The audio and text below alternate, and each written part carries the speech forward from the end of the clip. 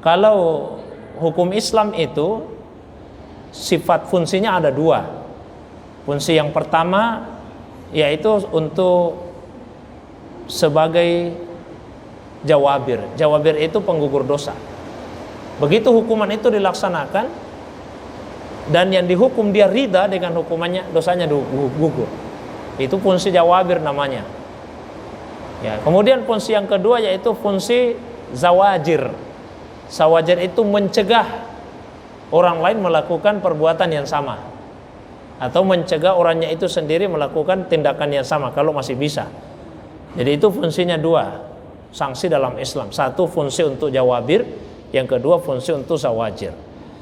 Sehingga kalau tidak dihukum sesuai dengan ketentuan Islam, maka fungsi itu bisa jadi tidak terpenuhi. Contoh, pembunuhan. Kalau dalam Islam, ya, kan ketentuannya orang yang membunuh itu dikisas.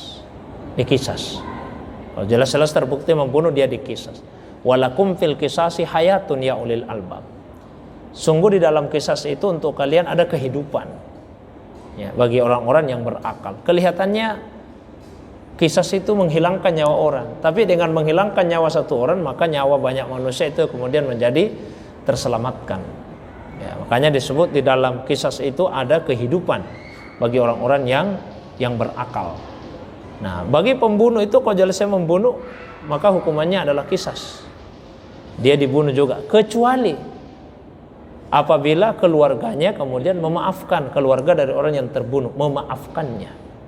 Kalau dia memaafkan lalu meminta untuk bayar diat, bayar denda saja. Wah, ini mahal Pak, seratusan unta Pak. Apa itu? Ratusan juta sampai miliaran lah kurang lebih. Ya, itu diatnya.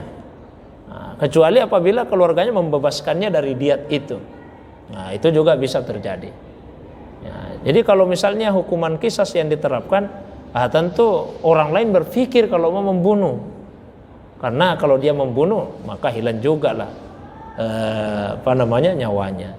Tidak seperti mohon maaf katakanlah misalnya kalau yang bukan hukum Islam mungkin di penjara 20 tahun, ada yang di penjara 10 tahun, ya kan? 20-10. Setelah dia lepas bisa jadi masih melakukan hal yang sama. Atau keluarga dari orang yang membunuh mungkin tidak begitu ridha dengan hukuman itu, sehingga muncul dendam. Pada saat nanti dia lepas dari penjara, bisa dia lampiaskan dendamnya itu.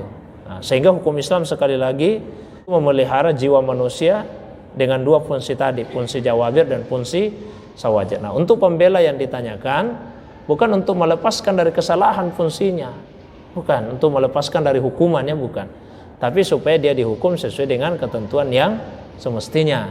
Jangan dihukum melebihi dari apa yang seharusnya dia terima.